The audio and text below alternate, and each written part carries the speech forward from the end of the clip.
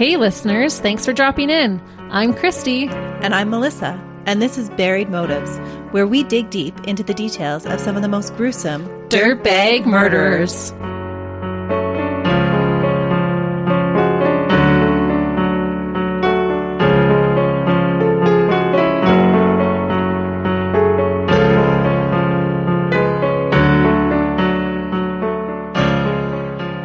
Hey listeners.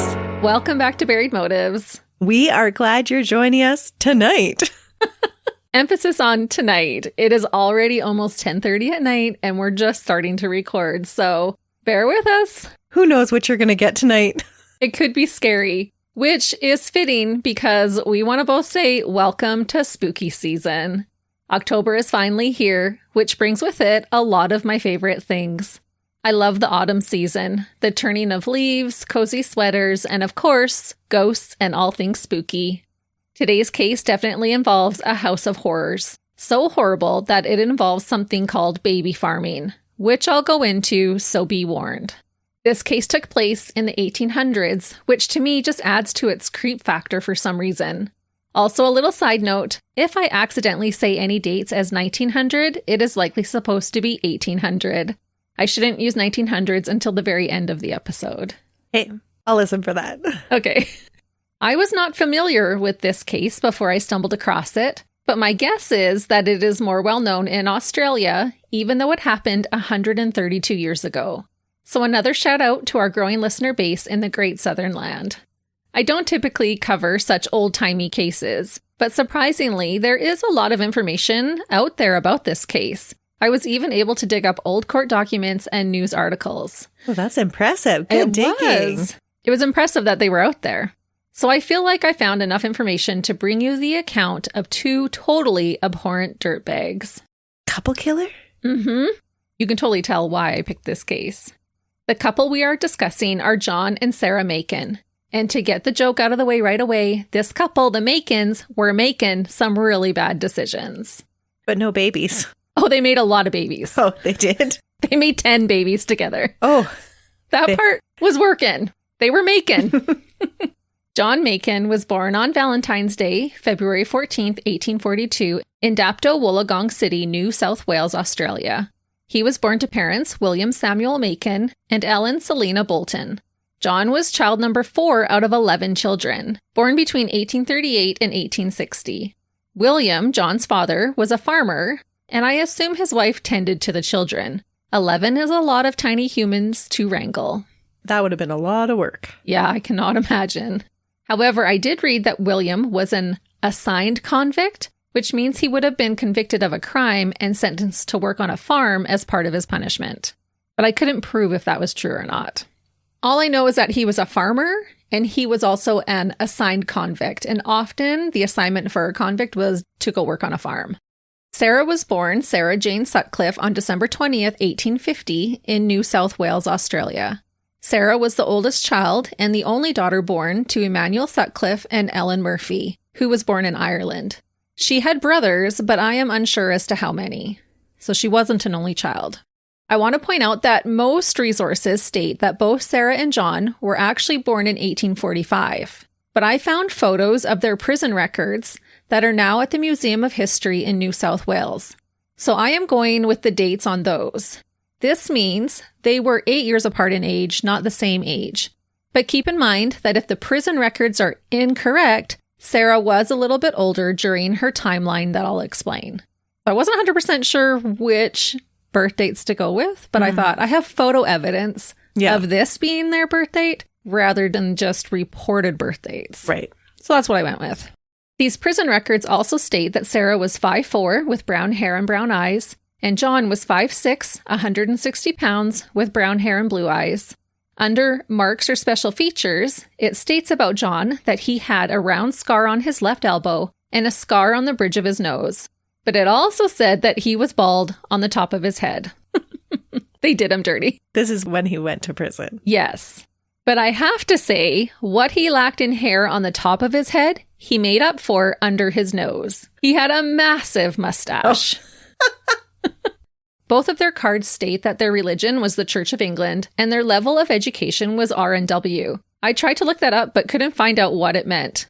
I assume they attended some type of grade school. I didn't read anything about post-secondary school for either of them, but they were both said to be literate.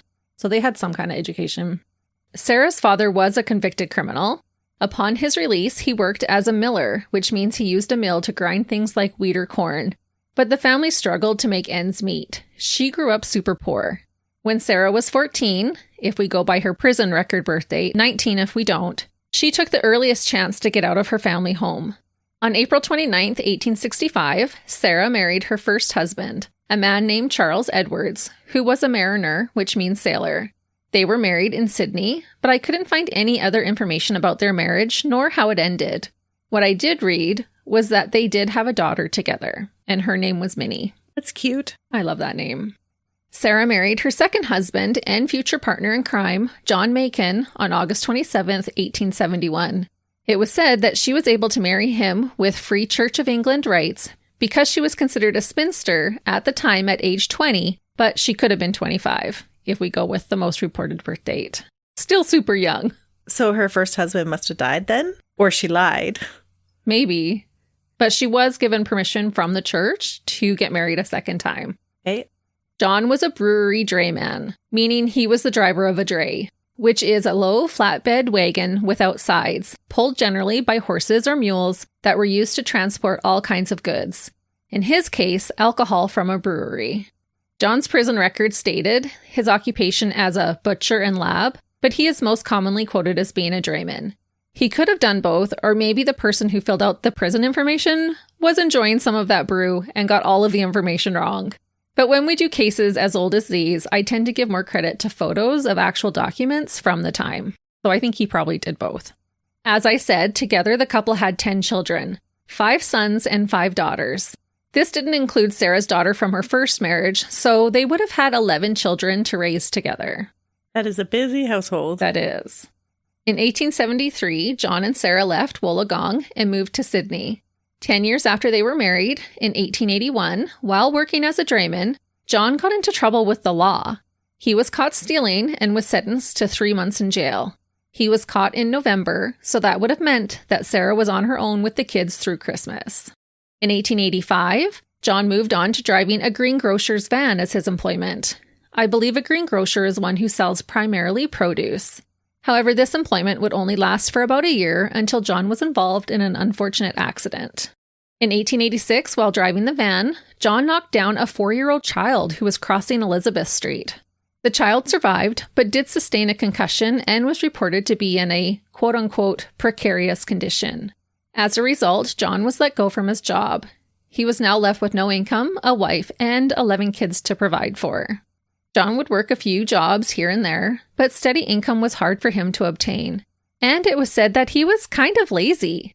The terms used to describe him were, quote, by no means an industrious man, and that he had, quote, not done much work. They're so kind. Instead of just calling him lazy. Yep. By no means an industrious man. Rather than, yeah, he was a lazy bum. The last recorded employment for John before things really went south was as a driver for Mr. R. Bedford of Great Buckingham Street in Redfern. Bedford was a livery stable proprietor, a place where people can board their horses, and a mail contractor. He had employed John, but only for about 6 weeks. In November of 1891, John just took off one day. Bedford said about him that, quote, the man never appeared to have much work in his work. So sassy, I love it. I'm going to start using that phrase. There's not a lot of work going on in your work there. Yeah, it's so sassy. It's great. By the beginning of the new year, 1892, John was said to not really be working at all. He was, quote, usually to be seen idling about in the front of the house, where they lived at Levy Street in Chippendale. As a result, the family went from home to home, I assume because they couldn't make rent. However, John was a proud man and told his neighbors at each place where they lived that he was a person, quote, possessed of some private means. He claimed that he received £1 a week from a property in Wollongong that he had inherited from his mother after she passed away in 1890. I think he may have said this to save face for being a lazy butt, because his family was described as being, quote-unquote, miserably poor. Plus, if he inherited a property from his mother, why wouldn't he move his family there instead of being miserably poor and having to repeatedly find a new place to live when you couldn't pay your bills? But as we will find out, being short on rent wasn't necessarily the only motive that he and Sarah had for moving so many times. They were doing nefarious things? Absolutely, they were. To make their financial matters worse, the economic welfare of Australia took a dramatic plunge, and they experienced a significant depression in 1892, which reached its devastating peak in 1893. It was now hard for the hard-working residents to earn money, let alone the ones not willing to put in the effort. I did read in some reports that John had also sustained an injury, but most made it sound like he was physically capable of working. It was just the excuse that he used? Right. By October of 1892, the Makin family were living at 6 Wells Street in Redfern. I assume for financial reasons, Sarah and John had to ship out some of their children to live elsewhere. They could no longer provide for all of them. At this time, only 3 of their combined 11 children were living with them. Their 2 teenage daughters, Blanche and Florence, aged 18 and 17, and their 2-year-old son, Cecil, who was called Tommy. That doesn't match. It doesn't. But I will go into a theory as to why maybe they called him Tommy. Sarah's daughter from her first marriage was married and moved out. She had separated herself from the family because of disputes years prior. Their sons, William and Percy, aged 20 and 12, were living in Wollongong. Clarice, their 16-year-old daughter, left the family in July of 1892 to work as a live-in servant, and their 11-year-old daughter, Daisy, was also said to be living elsewhere. This doesn't account for 3 of their children, 2 more sons and 1 more daughter. I couldn't find out where they were at this time, but I assume out on their own, working or perhaps living with extended family. So the couple did pay a price for not being able to provide. Their child count went from 11 at one time down to 3, and I personally think that their 2 daughters in their late teens were only accommodated to stay at the house because they could use them to help with their eventual sinister plans, and Tommy was allowed to stay because he was only a toddler. So what exactly is this sinister plan, you might ask? Well, Sarah and John Makin got themselves into a business referred to as baby farming. Baby farming started to help out women who became pregnant outside of wedlock, or couples who could no longer care for their child. With the Depression hitting Australia, the need for help greatly increased. Baby farmers would take care of babies for a price. This was not actually that uncommon for the time, where someone would take custody of someone else's child for a fee. Sometimes it was a one-time fee and the child would be considered adopted out, and other times it would be a monthly fee or even a weekly fee that would involve the agreement of a child's parent being given opportunities to visit their child. So kind of a temporary placement until the parent could get on their feet financially and once again care for their child. Seems like an old-time foster system. Right. I have here think orphanage, adoption center, or foster care, but darker and without any regulation.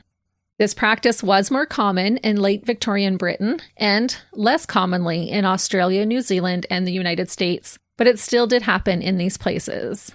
This was the late 1800s. Women were heavily looked down upon if they became pregnant and did not have a husband. And therefore, there were not a lot of resources for them to turn to for help with their quote-unquote illegitimate child. I read that the mortality rate for an infant being separated from its mother did increase at that time, and so most public institutions were hesitant in helping them. Unsurprisingly, a lot of the cases that I read about were of girls becoming pregnant while being domestic servants. Oh, yes? Girls who essentially lived with the family as a 24/7 maid. So I'll let you do the math with that. Their services were being required elsewhere? Extended services. 24-hour services, if you will. Which is just really sad to think about. That is sad because they're in a vulnerable position. Already. Being the late 1800s, there wasn't a lot of legal regulation on the practice of paying someone to adopt or care for your child if you couldn't. Thankfully, this case would help to develop guidelines to make it safer for the children involved in these types of situations. Although the idea of a baby farm sounds like it could be a good thing, it more often was not. One lump sum payment wouldn't take that long to go through, but the baby farmer would still have a child to care and provide for. So as you can imagine, some baby farmers decided that taking the payment was much more profitable if they didn't actually have to care for the child. And this is what happened with dirtbags John and Sarah Makin. This is your warning that we are talking about the deaths of babies today. Actual babies, not just children? Babies. Oh. They're all infants. It doesn't make it worse, but... It does in a sense because they're so vulnerable. Mm-hmm. They're so dependent on us for everything. How you bring yourself to kill a baby. And multiple times. I don't either. You have to be a special kind of wicked to do something like this. I have no doubt that the plans of John and Sarah were sinister right from the start. One of the reasons that I believe this is because they went by a false last name in their dealing with the disadvantaged young women whom they dealt with and betrayed in the most vile of ways. Instead of Mr. and Mrs. Makin, they went by various last names. I think they changed their last name almost each interaction. Yeah, they're up to no good then. Definitely. Again, I think they kept their older teenage daughters in the home to help initially care for the children, or help make it seem like the child being left with them would be amply taken care of. Look, we even have these 2 teenage girls that are going to help us. To obtain the children, John would often answer ads placed in different newspapers by desperate mothers or parents seeking someone to adopt their baby. John would then negotiate a price for taking their child, usually between 3 and 5 pounds. They would assure the parent that they would love and care for their child and give them the best life that they could. Out on the farm. Yeah, total lies. Next, they would have the parents sign away their rights to the child and state that the biological father was exonerated of his responsibility, unless they were paying monthly for temporary help. I am sure these were just papers that the Makins had created on their own. One of the mothers later said that she could hardly understand any of it, because there was no regulation, there was no legal documents. Right. I could not find an inflation calculator to go back to 1892, so hopefully I did this right, but if I calculated it from 1901, today 5 pounds sterling would equate to about 909, which equals just over $1,600 Canadian. This isn't a lot of money for a child, but for someone who was going through the economic depression and had nothing, it would be a lot to come up with. And perhaps this is why John lowered his price to 3 pounds for some. It's just so sad because these parents want something better for their children. They're willing to pay for something better. Exactly. They're not just walking away and abandoning them. No. And I wonder if some of them were given the money if they were impregnated by their employer. Perhaps he was the one paying the money. Possibly. That sounds about right. But I'm not saying for sure because I don't know. I wasn't there. It's just a little suspicious to me. How did they get that money in the first place? Right. And if they're a 24/7 live-in maid, how did they get pregnant? From the stable boy. Could be. They could have had boyfriends. It just seems that most of them, this was their profession. All of that being said, being paid $1,600 and not caring for a child long-term was a tempting price for the Makins. It was a quick buck. Mm-hmm. John and Sarah were able to do a lot of damage, moving from home to home, creating an atmosphere where it would be less likely for the neighbors to suspect any foul play taking place in their home of horror. It would also make it difficult for the women they scammed to track them down. So they would stay for a while, then skip rent and move on to the next place, taking in babies along the way. John and Sarah's terrible acts would finally come to light in October of 1892, when 2 infant babies were found buried in the backyard of a home in MacDonaldtown. So how old were their girls? 17 and 18. They knew what was going on. They had to have. Exactly. Mm-hmm. And they didn't tell anybody. No. It was 1892. Who were they going to tell? 2 workers, James Mahoney and Frank Cooney, were digging a trench in the yard at 25 Burren Street on Tuesday, October 11th. They were needing to dig this trench to connect a service pipe from the house to the sewer. About 6 inches below ground, James discovered some remnants that were, quote-unquote, very much decomposed. At first, he assumed that the remains were that of a cat, a family pet that had been buried lovingly in the backyard by one of the residents of the home. Thus, the 2 men didn't really inspect what they had found and went home for the evening after their shift. However, the deadly truth would shine bright when they made another grisly discovery the very next day. James again found a decaying body, this time buried about a foot deep.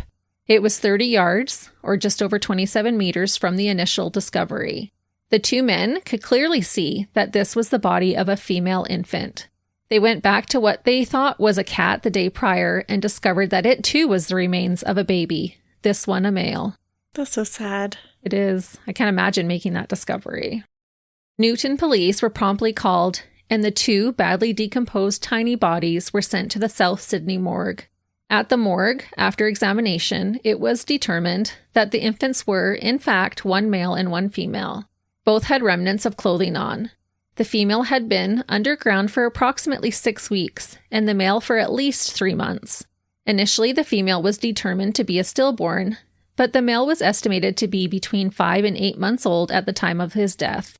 Upon more thorough examination, he was suspected of being buried between 3 and 6 months. And I don't think any of the babies were actually stillborns.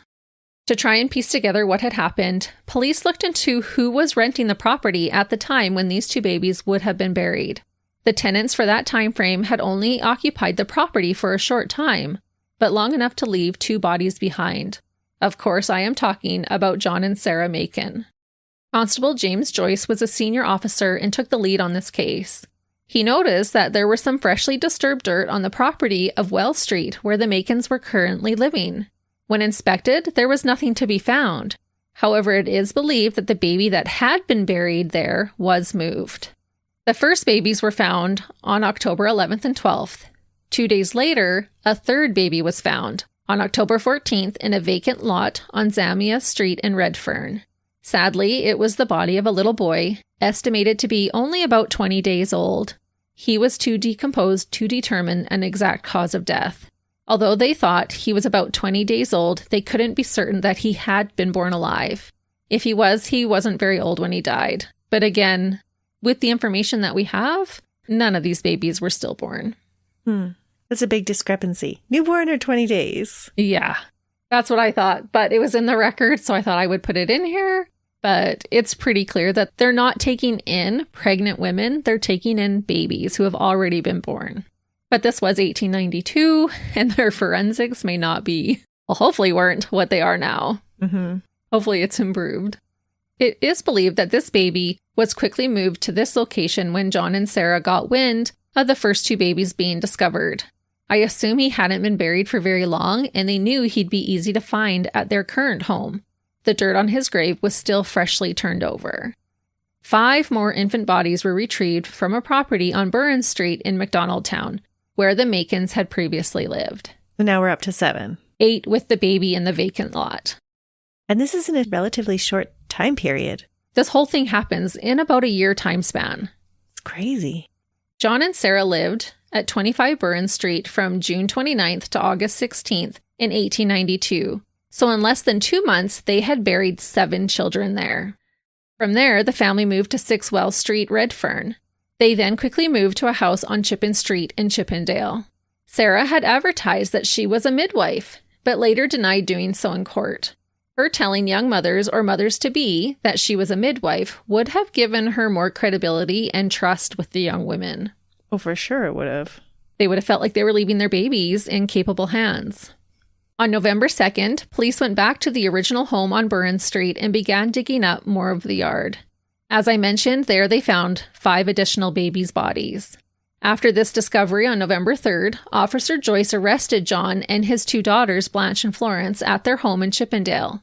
When they arrived at the Newton police station, they saw that Sarah had already been arrested and was waiting there for them. She had been picked up in Parramatta. Police told them that they were going to search all the properties that they lived at for the past 4 years. A lot of these searches, thankfully, did not discover more bodies. But between one short month of searching, from October 12th to November 12th, 15 little bodies were discovered buried in the backyards of homes that the Makin family had lived at. Makes your stomach drop. It really does. As I said, all 15 of these murders happened in about the span of only 1 year. I cannot imagine how much more damage they would have done if they hadn't been caught when they were, because the frequency of their crimes was escalating. The couple were officially accused of baby farming, and their 2-year-old son, Tommy, was placed into the care of one of their neighbors, as he should have been. But their girls are in jail too. They are right now. Okay. I am going to go over what police found at the various properties and highlight a little bit about who the victims were before going into more of the investigation and trial. I'll do this in the order of where they lived, meaning when the babies were murdered, not in order of the discovery. Okay.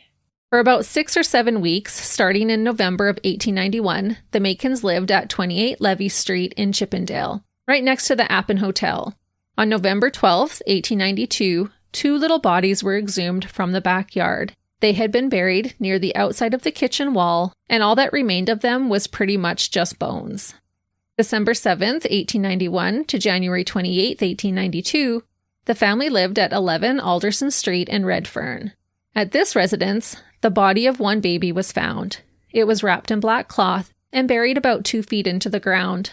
This baby's gender could not be determined, but was said to be between 2 and 6 weeks in age at the time of its death, and had been buried between 6 and 12 months. This baby was designated as baby E, because they start lettering them. Okay.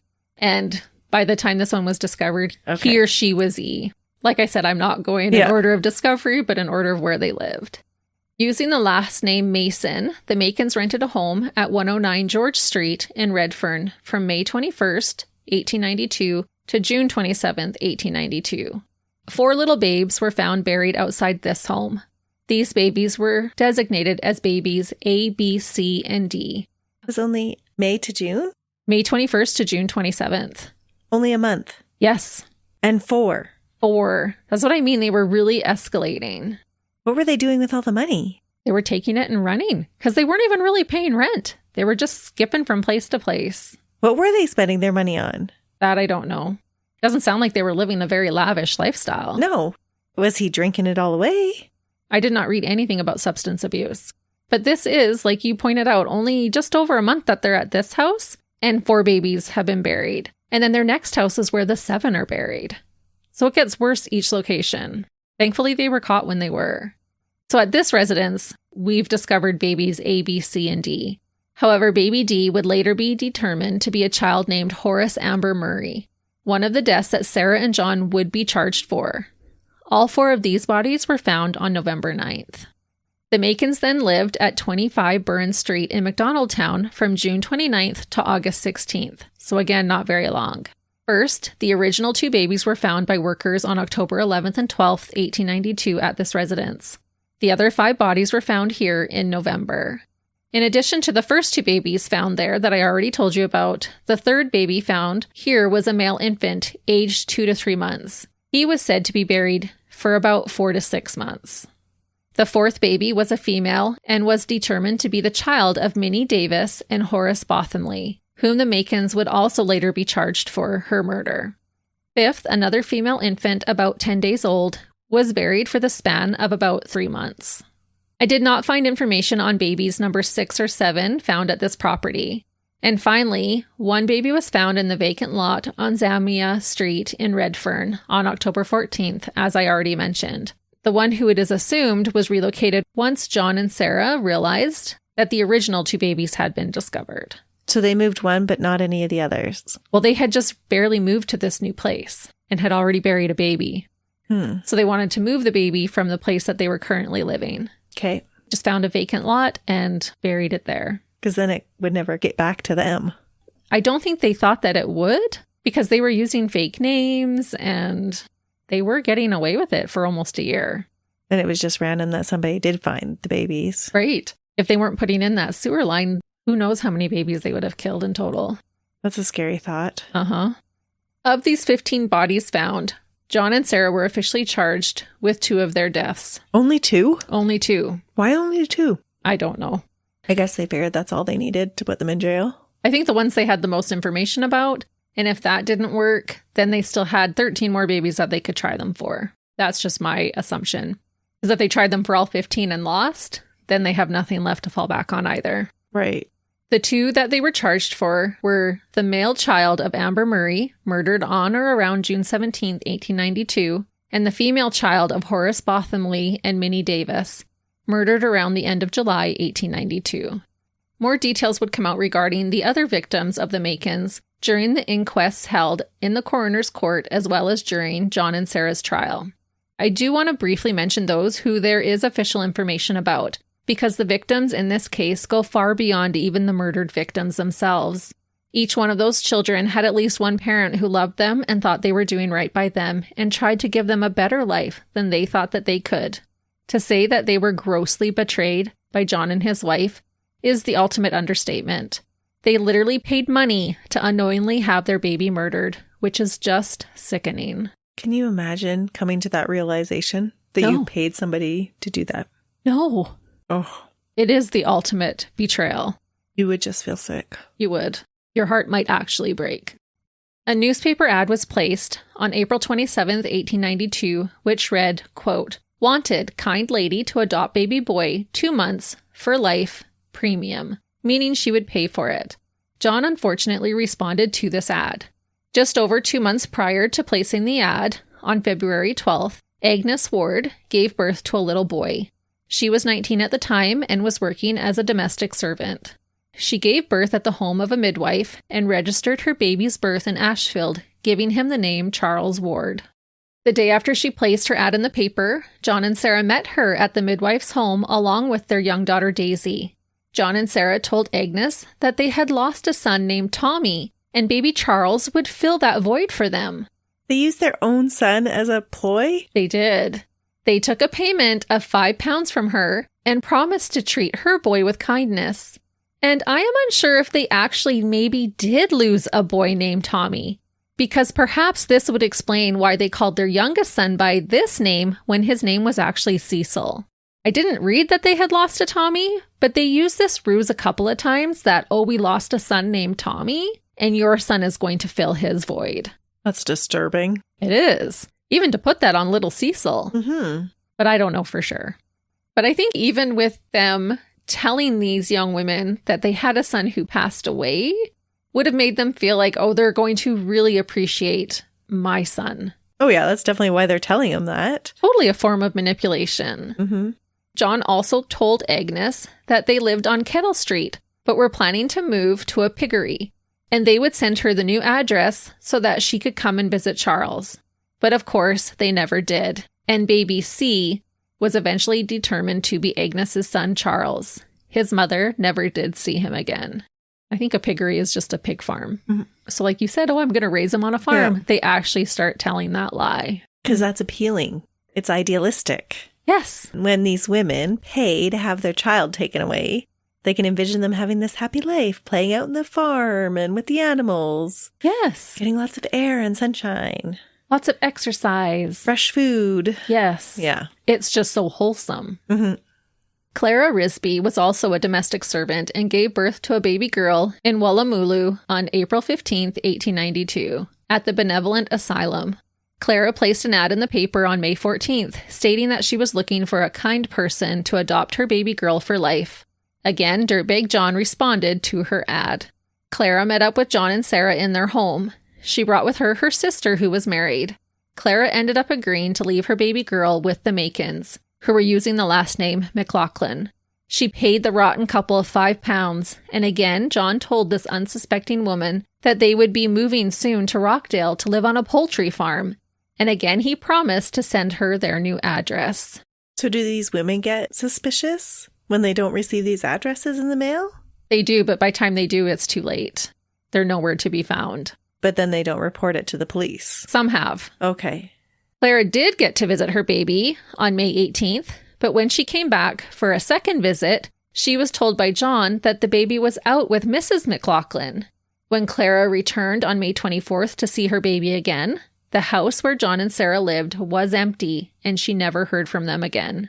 Looking at the dates, her baby could have been one of the babies assigned a letter to identify her, or she could be unaccounted for entirely. They couldn't match up all the babies with the victims. Only 2 days after Clara Risby gave birth, a woman named Mary Stacy, also a domestic servant, gave birth to a little girl on April 17th. She also placed an ad looking for someone to adopt her child. She said she could pay a premium of £3. Again, John responded to the ad via letter, this time using the last name Ray. Mary visited John and Sarah at their home on George Street and later said that everyone in the family took such a liking to the baby and kissed her affectionately. Sarah agreed to just £2 to adopt the baby. John and Sarah's daughters, Blanche and Clarice, came to Mary's residence on June 23rd to collect her daughter. Just a few days later, John and Clarice stopped by Mary's home to let her briefly see the baby and to inform her that they would be moving soon to Hurtsville. To another farm? I didn't read if it was a farm. Just, we're moving, by the way. So don't look for us. Exactly. And setting up this false pretense of, see, we're bringing the baby to see you. We are on the up and up, which means they kept the babies, some of them, for a little while. Not long after, Mary went to visit, only to discover that the family had left. She spent 2 days in Hurtsville searching for her baby without being able to find her. She then went to the police and told them that the Ray family had disappeared with the child. I don't know for sure, but it could be possible that this little girl was one of the children found at the residence of Burns Street in MacDonaldtown, where the 7 babies were found. Another young woman named Agnes Todd, gave birth to a baby girl in December of 1891. She named her daughter Elsie Todd. Agnes was also a domestic servant when she became pregnant. I can see what you mean about the pattern. Yes. When little Elsie was around 3 months old, in March of 1892, she was placed in the care of a married woman living in Alexandria named Maria Sutherland. By June of 1892, John agreed to take baby Elsie for the premium cost of £3, to which Agnes agreed. John collected Elsie the day before they left George Street. He didn't tell Agnes that they were skipping town the next day. Instead, he told her that he would be a good father to the child. He must have been fairly convincing. Oh, 100%. They both were.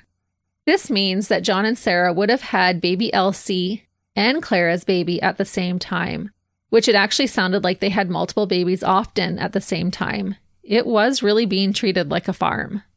I'm going to tell you about 2 more babies, the 2 babies whom John and Sarah were ultimately charged with murder for. An 18-year-old woman named Amber Murray gave birth to a little boy whom she named Horace Murray on May 30th, 1892. Almost a month later, she placed an ad in the paper on June 24th stating that she was looking for a quote-unquote motherly person to adopt her son and was willing to pay a small premium. This time, it is unclear if John or Sarah responded to the ad via letter. Regardless, they stated in their letter that they wanted to adopt the boy and would give him, quote, a mother's love and attention. They signed the letter E. Hill, so I'm assuming this was actually Sarah who wrote this letter. Mm-hmm. Which makes sense because she asked for a motherly figure. Right. And she's saying, we will give him a mother's love and attention. When Amber went to meet the family who wanted to adopt her son, they told her that they had lost a son and that Horace was exactly the kind of son they always wanted. Amber agreed to pay John and Sarah £3 and took Horace to their home and signed the legal papers, giving John and Sarah permission to raise Horace as their own. Amber noticed that John initially signed the papers as John Leslie, but then scratched out the last name and wrote the name Hill instead. So he was having a hard time keeping his lies straight. Before she left, Horace was brought out so that she could say goodbye.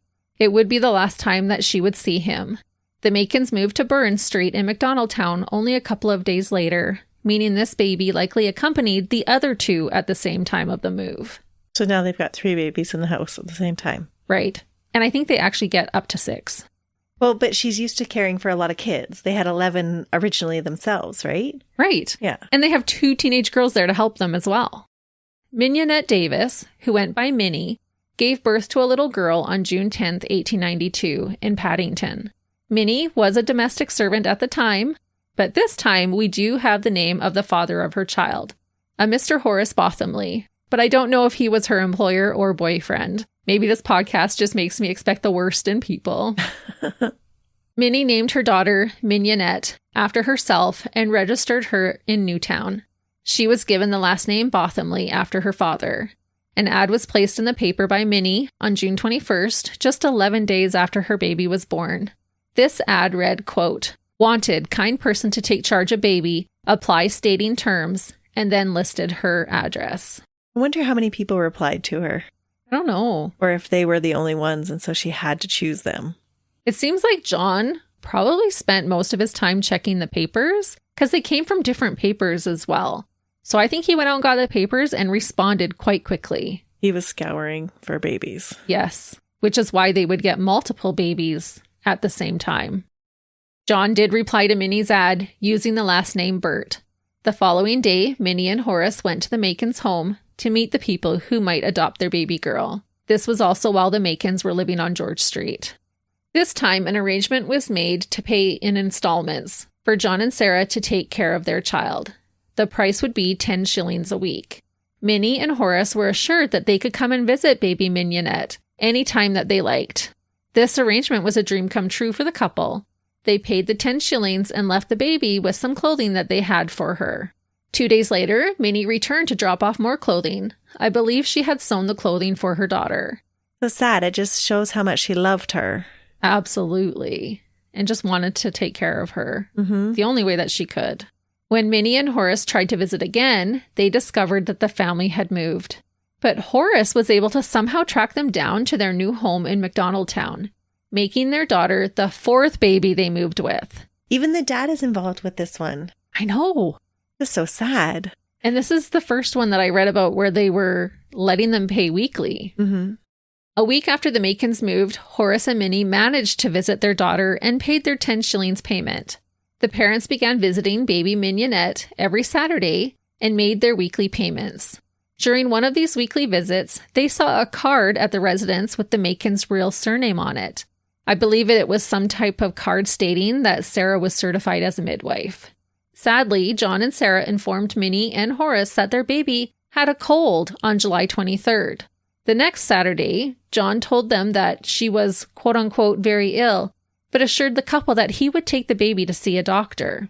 Unfortunately, only a few days later, Minnie and Horace received a telegram informing them that their daughter had passed away. Minnie and Horace were allowed to come see their baby's body on Thursday, August 4th at the Makins' residence. She was dressed in a long white gown, and her body was laid out on a board. Minnie and Horace had brought flowers for their little girl. During their visit, John said to them, quote, "Perhaps it's better that it died." He told the couple that their baby had, quote-unquote, wasted away, and that he would get an official certificate from a doctor. He also said that he already ordered a small coffin and then proceeded to collect £2 from the parents to cover the cost. Oh, that is dirty. Isn't it? Just awful. But they did this with this couple because they were persistent and they kept wanting to visit. Yeah, they couldn't just shake them. They had moved and the father still found them. So they had to show them, oh, your baby got sick and died. Right. Which was not how it happened. Baby Mignonette was one of the babies discovered buried in the backyard of their home in MacDonaldtown. Minnie was able to identify her daughter's clothing when her body was found. I also want to note that Amber Murray, the other mother involved in the trial, was also able to identify her son by his clothing because he was wearing the clothes that she handed him over in. One of these pieces she had made for him, and his shirt was a gift from when he was born. These people are literal monsters. Mm-hmm. Does that mean that they killed him on the same day that they were given that baby? If he was still in the same clothes that his mother had given him?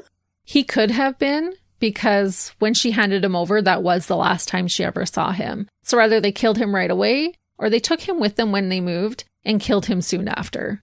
Right, because he still fit into those original clothes. Right. But I think he was buried at the second residence. So I think he was alive when they moved a few days later, but they didn't waste much time. Or the other disturbing possibility is that they didn't care for him very much, so they didn't bother changing his clothes in the time that they had him. Ooh, that's a grisly thought. Could have been, actually. Which, with technology at the time and being just buried in the dirt, would have been hard to tell. Mm-hmm. And I personally do think that John and Sarah quickly realized that having a parent pay and visit weekly was too risky. And so there is speculation that they starved this baby girl to make her appear sick before she died, to get rid of the parents, which is unbelievably cruel. That is awful. Isn't it? But they wanted her to look like she was wasting away. And that's why he said, oh, perhaps this is for the best because look at how she's wasted away. Oh, so sad. They are evil. So evil. No redeeming qualities with these two at all. They're starving infants. It's believed that they did with this one. During the initial investigation, John and Sarah and their 2 teenage daughters tried to say that they only ever had one infant in their care and had returned that child to its parents. This claim obviously was quickly proven false. Yeah, it seemed even ridiculous to try to claim that. Yeah, why even try? How stupid do you think people are? Yeah. Unfortunately, science was not what it is today, and it was hard for experts and authorities to determine the cause of death for the children found. Aside from the lack of technology, most of the babies were well into the stages of decomposition, so it was hard to know exactly what happened. However, on some of the children's clothing, there was blood found just under the armpit area. It was believed that most of the children were stabbed in the heart with a long hat pin. No. Yes. Because of this case is often referred to as the Hatpin Murders. Oh. That was right where their hearts would be. And just with the little punctures, they figured it was a longer hat pin. That's awful. How can you do that? Some of these babies were just not even a month old. Just one, I think, was 11 days.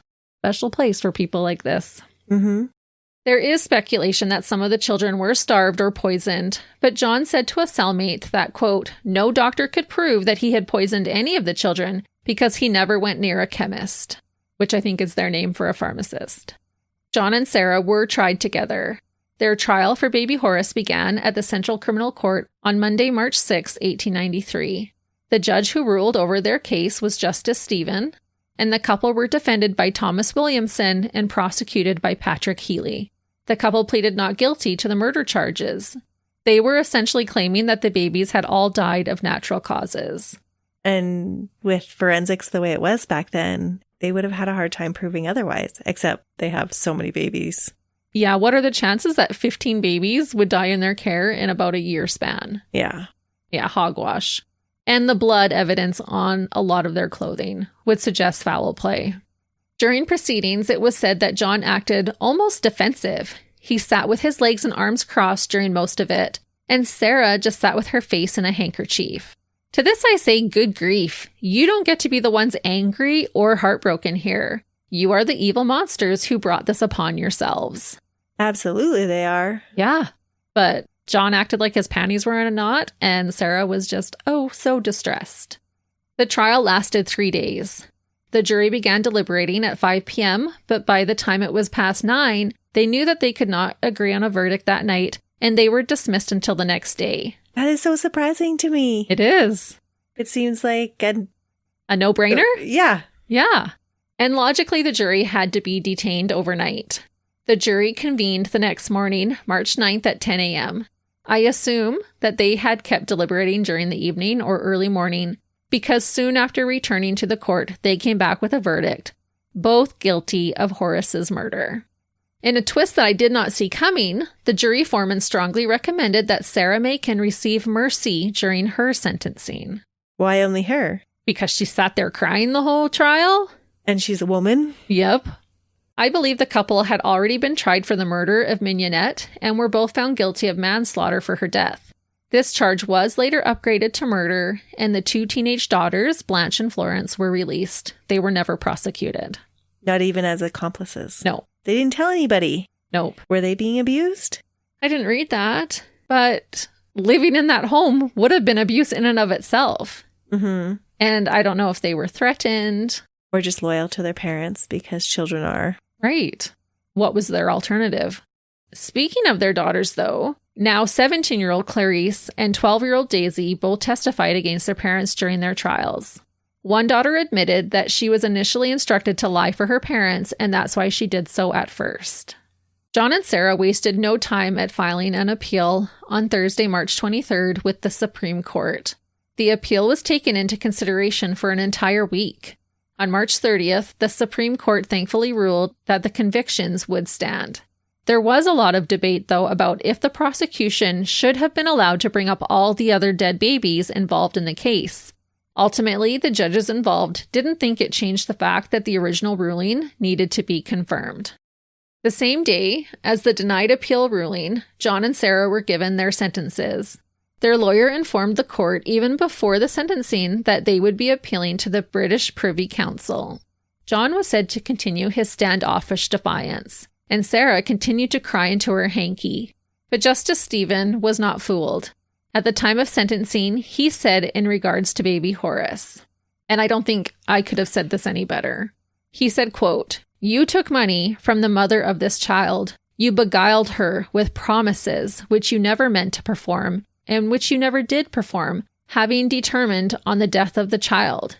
You deceived her as to your address, and you endeavored to make it utterly fruitless that any search should be made. And finally, in order to make detection impossible, as you thought, having bereft it of life, you buried this child in your yard as you would the carcass of a dog. No one who has heard the case but must believe that you were engaged in baby farming in its worst aspect. 3 yards of houses in which you lived testify with that ghastly evidence of these bodies that you were carrying on this nefarious, this hellish business of destroying the lives of these infants for the sake of gain." So sick that money is the motivating factor. Right. And they're not even using it for anything. No, and it's not retire on a beach somewhere money. It's terrible. Not that that would make it better. Well, it doesn't make it better, but it makes it more understandable. Right. Justice Stephen informed these 2 vile dirtbags that they were to be sentenced to death. Upon hearing the news, John had to hold up his wife, Sarah, to prevent her from collapsing. She was heard crying out, quote, "Oh, my babies! Oh, my babies!" What? Learning this disgusted me. She wasn't too concerned for those babies when she collected money from their mothers or when they murdered them and then buried them in shallow graves. She makes me sick. The audacity. Oh, my babies. Yeah, that is just bizarre. Yeah, excuse me, ma'am? You did not even treat them like babies. No. You treated them worse than an animal. What does she have to gain by calling them her babies now? Did she actually think they were her babies and she's feeling remorseful now? I think she's still just trying to act like, oh, I'm innocent. She's playing a part. Yeah, I think so. The couple did appeal to the British Privy Council, but again were dismissed. However, perhaps Sarah's performance paid off, because John's execution date was delayed and Sarah's sentence was commuted to just life in prison. Why they showed her more mercy, I am unsure.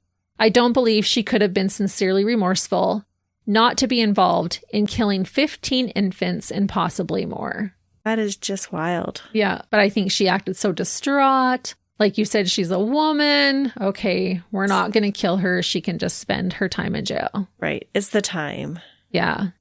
In August of 1893, John wrote the Premier, Sir Henry Parkes, asking for clemency. Thankfully, this last-ditch effort was also refused. Ironically, John had turned on his wife, now claiming that she was the mastermind. She was the, quote, arch-aggressor, the arch-fiend in the matter, and that he was, quote, led to do whatever he did by his wife. His representative continued to say that Sarah was a terrible woman, quote, known to have a temper more like a fiend than a woman. And he was supposedly scared of her? Yeah, when he was the one responding to the ads? It doesn't seem to go with what you've told me. No, I do believe she's worse than a fiend. Yes, absolutely. But I don't think that she had control over him. No, not at all. But then he's still saying, oh, but I'm innocent. It's all her. Yeah, no. Before being put to death, John was able to meet with Sarah for one last time. He was also visited by his daughters, Florence and Blanche. His brothers, Daniel and Joseph, visited, and his stepdaughter, Sarah's daughter, named Minnie, from her first marriage. More than he deserves. Yep. Also before his execution, John wrote 2 statements. One was an affectionate letter towards his loved ones, and the other was to deny his guilt. What a slimy dirtbag. John Makin was executed by hanging on Tuesday, August 15th, 1893. He died just after 9 in the morning, and the execution was said to have been properly conducted. He was reported as being 48 years old, or 51 if we go by his prison record birth year. 5 days before John's execution on August 10th, Sarah was transferred from Darlinghurst Jail, where John was, to Bathurst Jail. She was sent back to Darlinghurst in May of 1895 and then back to Bathurst in November of 1898. Once back in Bathurst, Sarah was given the job of hospital attendant. During this time, Sarah's health began to decline. She had intestinal hemorrhages. Her daughters, Florence and Minnie, wrote letters asking for their mother's release due to health issues, but they were refused. A new state reformatory was constructed at Long Bay Jail, And in August of 1909, Sarah was transferred to this facility. In 1911, so now we are in the 1900s, a new attorney general was put into office and agreed to allow Sarah to be released into the care of her family. This attorney general thought that considering her age and her declining health, that she should be able to live out her last days with her family. Unsurprisingly, this release was done very hush-hush. It was not public knowledge. Yeah, no kidding. There would have been outrage. Just 15 babies. On April 29th, 1911, Sarah left prison and moved in with her daughter Florence and her family. Mere months later, Sarah moved in with her eldest daughter Minnie and her family. I think this decision was made because Minnie had become sick with bowel cancer. Sarah was able to be there when her daughter passed away in February in 1912, a mercy that she had not afforded the parents of her victims. Sarah stayed with her son-in-law Carl, but once Sarah's own health began to get worse, Florence and her husband moved in with them. On September 13th, 1918, so 7 years after being released from prison, Sarah died from senile decay and heart failure. There was also a possibility that she had tertiary syphilis. Sarah was reported as being 72 years old and died amongst loved ones. She got to live 72 lousy years when all those babies she killed didn't even get to see their first birthdays, which is simply sickening to me. And again, I'll note that she would have been 67 if we go by her recorded prison birth year. But the same principle applies regardless if she was 72 or 67. Yeah, it's still disgusting. It is. The old hag is buried at the Rockwood Cemetery in New South Wales, Australia, the same cemetery as her dirtbag husband. I looked up their plot locations. It seems like both have unmarked graves, and it doesn't seem like they were buried side by side, even though there is a good chance they are now side by side in a much hotter place. Yeah, no kidding. Before we end, I have 3 kind of fun facts, for lack of a better term, regarding this case. It's hard to believe that there's anything fun about this case. That's what I mean, lack of a better term, but just some interesting things. Surprisingly, I did find a lot of information about this case, but I tried to keep it within our typical time frame. First, as I mentioned at the beginning, this case did help to bring about some much-needed change. Surprisingly, right before this case came to light, the Children's Protection Act was put into place on March 31st, 1892 in New South Wales. This Protection Act was to put in more regulation in regards to the process of having a child be placed in someone else's care. This act would help prevent parents from being charged more than payments of 20 shillings per installment to be made by those caring for other people's children. A policy that would help end baby farms. Baby farms were banned altogether. This case helped to shed light on the black market of baby farming, because these people were wanting bigger one lump sum payments, which made it easier to just get the payment, get rid of the baby, and on to the next. And so now they're going to installments where you keep seeing your child and there has to be proof that they're okay. Right. The Makins case was pivotal in how cases like this were handled going forward.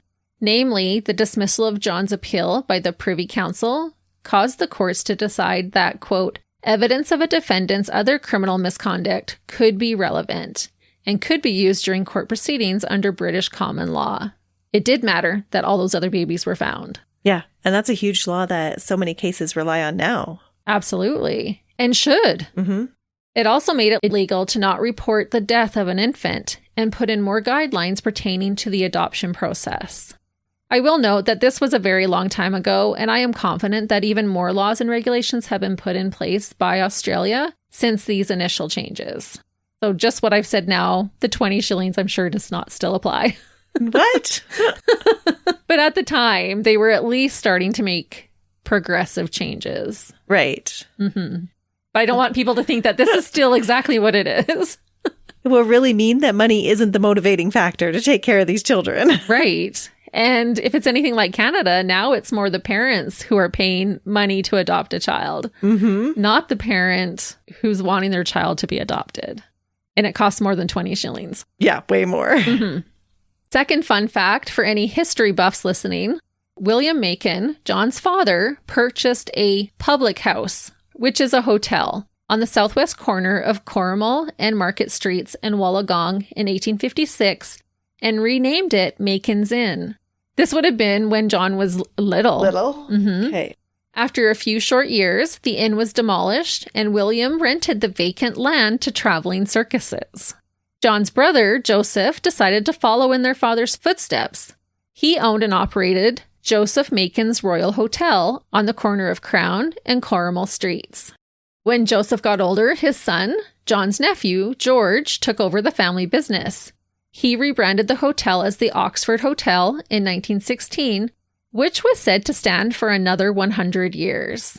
And is it still standing today? That one I'm not sure if it's still standing, but one that I read about is that the Makin's Royal Alfred Hotel is a 4-story building still at the intersection of Crown and Cura Streets.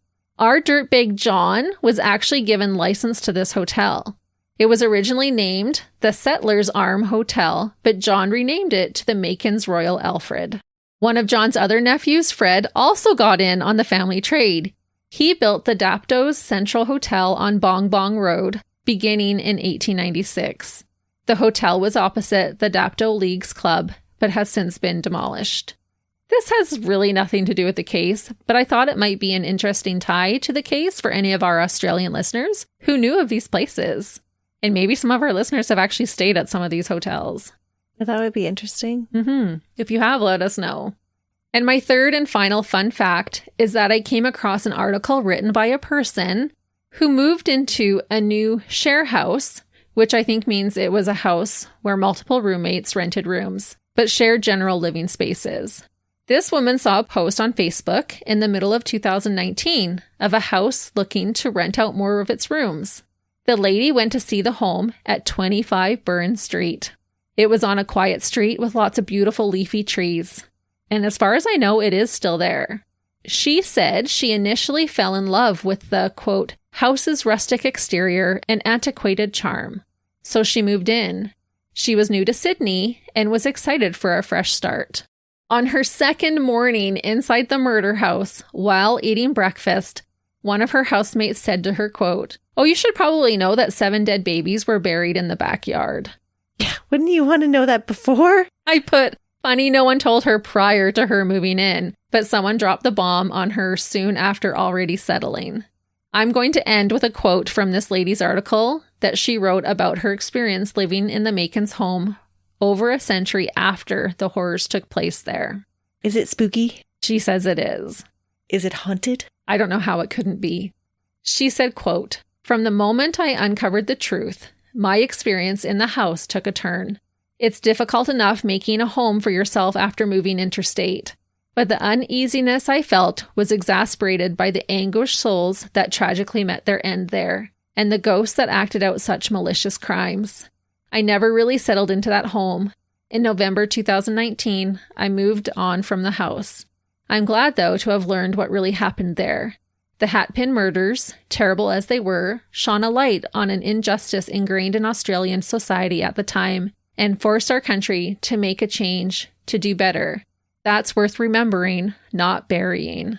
And that is the case of 2 horrible, wretched dirtbags who valued money over the life of a brand new child. The sadistic, heartless, and manipulative deadly duo, John and Sarah Makin. They're just awful. They are. There's nothing good about them. No, and I just can't get over that they didn't use the money for anything. So really, what were they doing it for? I don't know.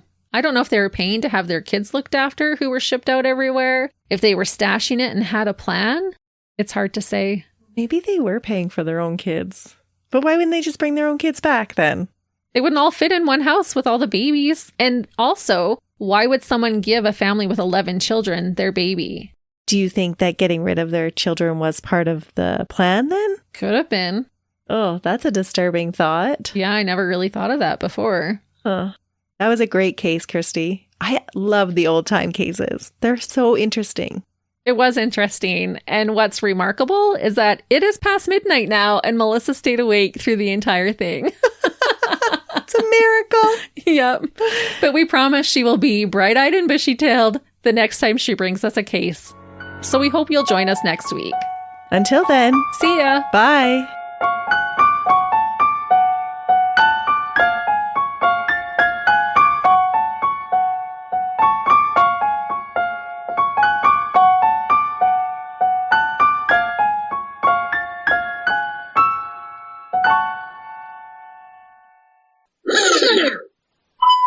It's already so late. It's past my bedtime. Yeah, right, Grisly. You just love Australia. I do, but I'm not picking favorites, I promise. Were you thinking nose hair? Yes. Oh. A moustache.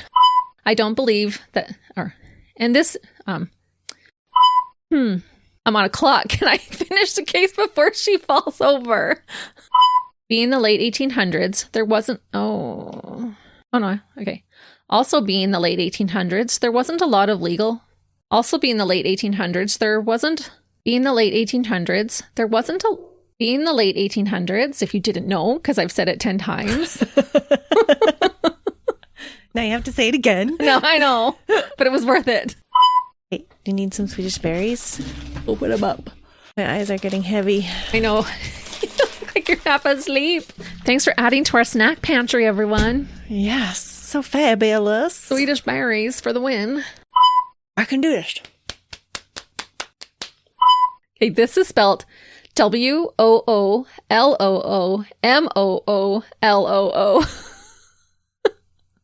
What? Maloo. Wooloo mooloo. But that's not how it's pronounced. It's Wallamalu. 8 O's in this name. Can you imagine for Scrabble? That would be amazing. Right? Yeah. That would be a really high score, Scrabble. I was like, these names are amazing. Even though I'm half asleep. Good ending, Christy. Is that all right? Seriously gonna head bop off the bike. I don't think I'm gonna have any bloopers because you were just sleeping the whole time.